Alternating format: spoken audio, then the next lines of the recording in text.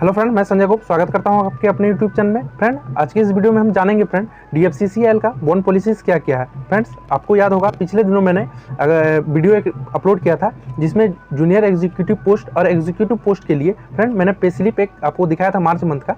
तो उसमें फ्रेंड काफ़ी कैंडिडेट का जो है ये क्वेश्चन आ रहा था, ये डाउट भी था कि जो डीएफसीसीएल का जो है वो बॉन्ड पॉलिसी क्या है। ऐसा हमें मुझे कमेंट आ रहा था कि सर डीएफसीसीएल का बॉन्ड पॉलिसीज क्या क्या है उसके बारे में बताइए। तो फ्रेंड, आज के इस वीडियो में हम वही जानेंगे कि डीएफसीसीएल का जो है बॉन्ड पॉलिसीज क्या क्या है। और फ्रेंड, इस साथ ही इसमें ये भी जानेंगे कि अगर आपका डीएफसीसीएल में अगर आप जॉब करते हुए आपको अगर किसी और डिपार्टमेंट में जैसे कि एसएससी में आपका अगर जॉब हो जाता है तो आप इसको छोड़ के अगर एसएससी में जाना चाहते हैं तो आपको क्या बॉन्ड का पूरा पैसा डीएफसीसीएल को देना होगा जितना बॉन्ड में लिखा है, या कुछ अमाउंट देना होगा। तो इस बारे में पूरा जानकारी से आपको पूरा डिटेल के साथ इसमें मैं बताऊंगा। तो फ्रेंड, उससे पहले अगर चैनल को सब्सक्राइब नहीं किए तो फ्रेंड चैनल को सब्सक्राइब करके बेल बटन को प्रेस कर दिए ताकि जब भी मैं इस तरह यूजफुल वीडियो आपके लिए लाऊं तो आपको उसका नोटिफिकेशन सबसे पहले मिल जाए। तो चलिए फ्रेंड, वीडियो को शुरू करते हैं।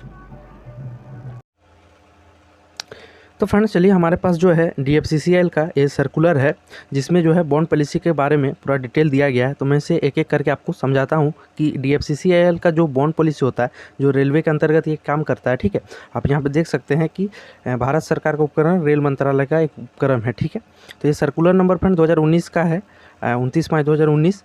अब फ्रेंड, क्योंकि ये जो अभी जो बॉन्ड का कैलकुलेट होता है जो बॉन्ड का, तो वो इसी के अमेंडमेंट्स के आधार पर, इसी सर्कुलर के आधार पर किया जाता है। ठीक है, तो चलिए इसमें देखिए क्या लिखा है। तो यहाँ पे आप देख सकते हैं, the board of director in 68 meeting held on 16 April 2019 has approved amendment in the relevant provisions of existing policies on service agreement cum bond and forwarding to application as given under. तो friend, इसमें कहा जा रहा है कि board of directors का 68 जब meeting हुआ, मतलब 16 अप्रैल 2019 को, तो उन्होंने क्या किया उस बॉन्ड पॉलिसीज़ में अपना कुछ जो है सुधार किया। ठीक है, अब अमेंडमेंट किया, तो उसी के जो सुधार वाला जो अमेंडमेंट है इसमें दिया गया है। सुधार के बाद क्या उसमें बॉन्ड पॉलिसीज़ में चेंजेस हुआ। ठीक है, और इसमें पहले जो था वो भी दिया गया। तो चलिए दोनों को जो है डिस्कस कर लेते हैं। देखिए, पहला जो बॉन्ड पॉलिसी था एग्जिस्टिंग बॉन्ड पॉलिसी, ठीक है, उसमें क्या था, आपका डीजीएम पोस्ट या उससे ऊपर के पोस्ट के लिए आपका जो बॉन्ड ईयर होता था, मतलब बॉन्ड कितने टाइम के लिए बॉन्ड होता था, वो 5 साल के लिए आपका बॉन्ड होता था। ठीक है, और इसमें जो फ्रेंड बॉन्ड अमाउंट होता था वो 10 लाख होता है। ठीक है, मतलब अगर 5 साल से पहले आप जॉब छोड़ के जाएगा कोई डीजीएम या उससे ऊपर का पोस्ट का, तो उसको 10 लाख रुपये बॉन्ड के तौर पर डीएफसीसीएल को देना पड़ेगा। ठीक है, अगर मैनेजर एंड असिस्टेंट मैनेजर अगर जाएगा तो उसको 5 साल का बॉन्ड पीरियड होता था। ठीक है, अगर वो 5 साल से पहले जॉब छोड़ के जाएगा तो उसको जो है 8 लाख रुपया बॉन्ड के तौर पर डीएफसीसीएल को देना पड़ता है। ठीक है, और फ्रेंड तीसरा है आपका बिलो असिस्टेंट मैनेजर। ठीक है, असिस्टेंट मैनेजर के नीचे वाले पोस्ट को जो है वो 5 साल का उसका बॉन्ड पीरियड होता है और उसका अमाउंट होता था 6 लाख रुपया। ठीक है, लेकिन ये जो अप्रैल मंथ में जो मीटिंग हुआ 2019 में, उसके बाद से जो ये लागू हो गया नया वाला, तो वो देखिए वो क्या है, approve amendment in bond policy applicable to direct recruit. ठीक है, तो डायरेक्ट रिक्रूट में जो अमेंडमेंट हुआ, मतलब जो सुधार हुआ, उसमें क्या हुआ, देखिए एग्जीक्यूटिव जो पोस्ट होता है, जिस पोस्ट के लिए अभी वैकेंसी निकला हुआ है डीएफसीसी में, ठीक है, एग्जीक्यूटिव मतलब E0 लेवल से लेकर असिस्टेंट मैनेजर जो E3 लेवल तक है, उसमें बॉन्ड का पीरियड अभी क्या है, वो 3 साल का बॉन्ड का पीरियड है। ठीक है, और अमाउंट कितना है, तो 4 लाख प्लस जीएसटी। ठीक है, अच्छा, और बिलो E0 लेवल मतलब जूनियर एग्जीक्यूटिव जिसको हम लोग पोस्ट करते हैं, अभी वो भी पोस्ट निकला हुआ है। ठीक है, और एमटीएस का, तो उसमें जो है बॉन्ड पीरियड है वो भी 3 साल के लिए ही है, लेकिन बॉन्ड अमाउंट जो है वो 2 लाख प्लस जीएसटी है। ठीक है फ्रेंड, चलिए अगला हम लोग डिस्कशन कर लेते हैं। मतलब इसमें भी वही है सेम कंडीशन कि अगर कोई एग्जीक्यूटिव पोस्ट का जो एम्प्लॉय है वो अगर 3 साल से पहले जॉब छोड़ के जाएगा तो उसको 4 लाख रुपये बॉन्ड भरना पड़ेगा। ठीक है, अगर वो कोई एग्जीक्यूटिव जूनियर एग्जीक्यूटिव जाता है या एमटीएस 3 साल से पहले जॉब छोड़ के, तो उसको 2 लाख प्लस जीएसटी का अमाउंट जो होता है जितना, उसको डीएफसीसी को देना पड़ेगा। ठीक है, बॉन्ड के रूप में।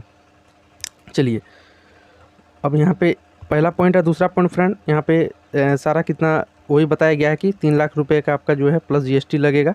ठीक है, बॉन्ड पॉलिसी के no bond is required to employees inducted through permanent observation, जो परमानेंट के तौर पर जो किया जाता है, जिसमें उसको जो है बॉन्ड का कोई ज़रूरत नहीं होता। ठीक है, तीसरा पॉइंट हमारा है।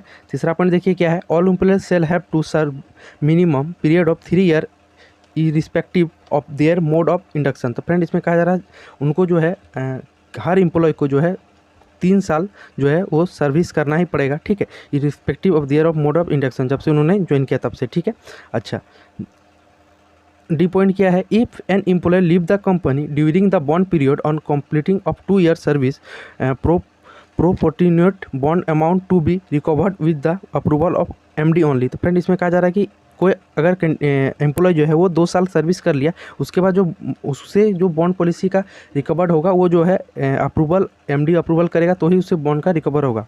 फ्रेंड इसमें क्या मैं बता देता हूँ, जैसे कि आप जो है अगर 2 साल मिनिमम, इसमें जो है मिनिमम क्राइटेरिया 2 साल, 3 साल के लिए बॉन्ड है, लेकिन 2 साल अगर आप जॉब कर लेते हैं मतलब 2 साल से ज़्यादा, तो आपको जो है बॉन्ड अमाउंट का कुछ उसमें नियम है जिसके तहत बॉन्ड अमाउंट कुछ आपका घट जाता है। कैसे मैं बताता हूँ, ठीक है। जैसे कि आपका जो बॉन्ड पीरियड है वो 3 साल का है, 3 साल का है, तो आप इसमें अगर आप सर्विस कर लेते हैं, आप जो है 2 साल 3 मंथ, ठीक है, 2 साल 3 मंथ का आपने सर्विस कर लिया है, ठीक है, तो आपका 3 साल का बॉन्ड था तो मतलब कितना मंथ का था आपका, 36 मंथ का, ठीक है। तो आपने जो है 2 साल 3 मंथ कर लिया, तो अब आपका 3 साल होने में कितना महीना बाकी है, 9 महीने। तो आपको जो है 9 बटा कितने मंथ के लिए आपका था बॉन्ड, ये 36, और इधर आपका जो है 4 लाख रुपया। जैसे हम लोग एग्जीक्यूटिव पोस्ट के लिए देखें तो ये 4 लाख रुपया, आप यहाँ पे देखिए एग्जीक्यूटिव पोस्ट के लिए है ना 4 लाख, तो इसमें एग्जीक्यूटिव पोस्ट का मैं निकाल रहा हूँ, तो इसमें देखिए 4 लाख हुआ, तो आपका कितना हो गया यहाँ पे बराबर 1 लाख। तो 1 लाख रुपया आपको जो है बॉन्ड के तौर पर लगेगा। लेकिन फ्रेंड ये कंडीशन कब लागू होगा, यही इसमें बताया गया है 2 साल, तो ये कंडीशन तब लागू होगा जब आप मिनिमम 2 ईयर जॉब कर लेते हैं, ठीक है, तब जाके ये कंडीशन आपका लागू होगा। लेकिन अगर आप जो है 1 साल करने के बाद या 1.5 साल करने के बाद अगर जॉब छोड़ के जाते हैं तो आपको जो है फुल अमाउंट जो है बॉन्ड के रूप में पे करना होगा DFCC को, ठीक है। चलिए 5वां पॉइंट क्या है, देखिए, in regard of forwarding of application for outside employment the same shall be forwarded as per DOPT guideline. तो फ्रेंड ये जो होता है DOPT गाइडलाइन मतलब प्रशिक्षण एवं कार्मिक विभाग के द्वारा भी इसमें एम्प्लॉयमेंट का दिया जाता है, ठीक है, उसी को सेल जो है ये सेम टू सेम फॉरवर्ड किया गया है, ठीक है। चलिए अब देखिए द बॉन्ड इज ट्रांसफरेबल। हाँ फ्रेंड ये इंपॉर्टेंट पॉइंट है हमारा F, ठीक है। इसमें जो है बॉन्ड जो है वो ट्रांसफरेबल है। जी हाँ फ्रेंड, बॉन्ड ट्रांसफरेबल का क्या अर्थ है, देखिए जैसे कि आप DFCCIL में एग्जीक्यूटिव पोस्ट पे हैं, ठीक है, आप जो है एग्जीक्यूटिव पोस्ट पे हैं DFCC में, अगर इस पीरियड में आपका जो है बॉन्ड जितना 3 साल का, तो 3 साल के अंदर अगर आपका जो है किसी 3 साल के अंदर मतलब कभी भी 3 साल के अंदर, इसमें 2 साल का मिनिमम नहीं है, 3 साल के अंदर कभी भी अगर किसी आपका कोई और विभाग में हुआ, जैसे कि आपका SSC में हुआ, ठीक है, आपका SSC में हो गया, तो आप जो है बॉन्ड को ट्रांसफ़र करा सकते हैं, ठीक है। मतलब आप SSC को जो है बॉन्ड ट्रांसफ़र करने के लिए आवेदन दे सकते हैं। अगर वो मान जाता है तो आपका जो है बॉन्ड ट्रांसफ़र हो जाएगा, फिर आपको जो है एक भी पैसा जो है DFCC का को बॉन्ड के रूप में आपको नहीं देना होगा, ठीक है, एक भी पैसा आपको नहीं देना होगा, वो जो है बॉन्ड उसको ट्रांसफ़र हो जाता है। जैसे मेरे एक दोस्त का हुआ था, वो DFCCIL में था MTS के तौर पर, तो फ्रेंड तो उसको जो है SSC में जब जॉब लगा तो वो जो है SSC में चला गया, लेकिन उसको जो बॉन्ड अमाउंट पे करना था, लेकिन जब उन्होंने आवेदन दिया SSC में तो SSC ने बॉन्ड को स्वीकार कर लिया और DFCCIL ने भी मान लिया, ठीक है, तब उनको जो है एक पैसा भी नहीं लगा। अब वो बॉन्ड जो है SSC में चला गया, मतलब अब वो अगर SSC में अगर छोड़ के जाता है जॉब तो उसको वहाँ पे बॉन्ड देना होगा, ठीक है, यहाँ पे उसको नहीं देना होगा। तो ऐसा इसमें नियम है, ठीक है। और आगे भी यहाँ पे देखिए the revise policy shall be effective from the date of notification date of the instruction. तो फ्रेंड इसमें कहा जा रहा है कि ये जो इफेक्टिव हो गया, मतलब ये जो रिवाइज पॉलिसी जो है वो काम करेगा जब से ये इसका नोटिफिकेशन निकला, मतलब ये जो नोटिफिकेशन निकला ये 29/5/2019 से निकला है, ठीक है, तब से ये जो है लागू हो गया, ठीक है। और अगला पॉइंट क्या है, देखिए द रिवाइज पॉलिसी, मतलब ये जो पॉलिसी रिवाइज पॉलिसी है ये भी सेल भी applicable to the existing employees also. Friend अभी जो DFCCIL में जो काम कर रहे हैं, ठीक है, उनके लिए भी ये लागू होता है, ठीक है। इसमें यही कहा जा रहा है कि रिवाइज जो पॉलिसी है वो अप्लीकेबल टू एग्जिस्टिंग, मतलब जो काम कर रहे हैं अभी भी जो काम कर रहे हैं उन पर भी, पहले से काम करने वाले एम्प्लॉय पर भी ये लागू होता है, ठीक है। इसके आगे क्या देख लीजिए, इसके आगे है फ्रेंड यहाँ पे कुछ लेटर नंबर सब सारा दिया गया है कि DOPT को ये जो गाइडलाइन है वो भेजा गया है, और bond is transferable shall be government as follow, ठीक है। जो DFC का बॉन्ड है वो ट्रांसफरेबल है और वो किस प्रकार का होता है इसमें सारा वो बताया गया।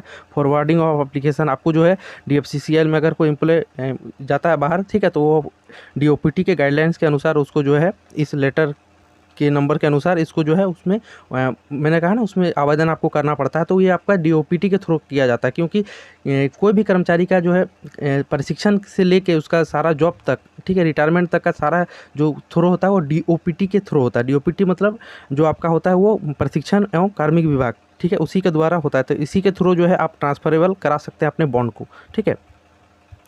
और आगे इसमें कुछ नहीं है फ्रेंड, सिंपल से इसमें कुछ लेटर नंबर है और ये सारा कुछ दिया गया कि किसको किसको ये लेटर फॉरवर्ड किया गया है। ठीक है, सारे कंपनी के सीईओ को फॉरवर्ड किया गया है। ठीक है, तो फ्रेंड आशा करता हूँ आपको ये वीडियो पसंद आया होगा। तो फ्रेंड आपको अगर वीडियो पसंद आया तो फ्रेंड वीडियो को लाइक कीजिए और शेयर कर दीजिए अपने दोस्तों में, ताकि उनको भी DFCCIL के बॉन्ड पॉलिसी के बारे में पता चले। तो चलिए फ्रेंड मिलते हैं अगले वीडियो में, तब तक के लिए जय हिंद।